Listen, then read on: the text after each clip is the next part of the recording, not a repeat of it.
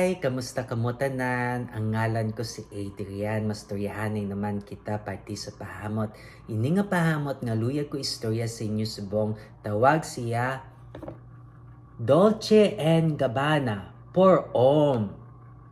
Amo ni siya ang sikat kag ureg nga 1994 nga pahamot para sa mga lalaki nga ginpagwa ni Dolce and Gabbana. Ano ni siya kung simutan? Balik ka komplikado, kag kasupistikado, nga timpla kay damdamo gid sing mga nota, no? Kadamo-damo gid, kadamo sing iya citrus, kadamo sing iya spices, kadamo siya nga bulak, kag may mga kahoy pa siya, kag mga iban pa gid nga mga lain-lain nga mga nota, no? Kag ka-gentleman sa iya kung simutan mo siya. Ilista ta ang mga nota.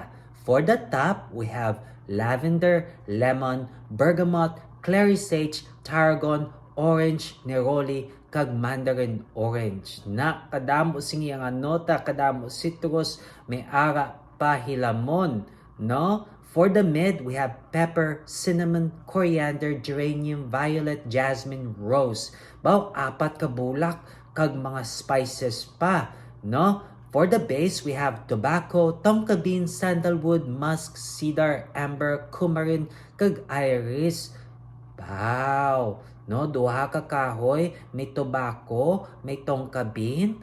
Wow! No, kung simutan mo ni siya, do hindi mo masimutan ng isa ka nota, masimutan mo sila tanan nga nabalang ka komplikado pero ka elegante sa iya nga kasupistikado, no? Tapos masimutan to ka gentleman gidya na ang angay nga temperaturas para sa iya is katamtaman lang between 60 degrees Fahrenheit to 18 degrees Fahrenheit o kung 16 degrees to 27 degrees Celsius. Na kung namian ka mo sini nga pahamot, pabalaan nyo lang ko. Kag kung may iban pa ka mga pahamot nga luyag istorya sa akon, ibili nyo lang sa comment section. Sa dason naman, bye-bye!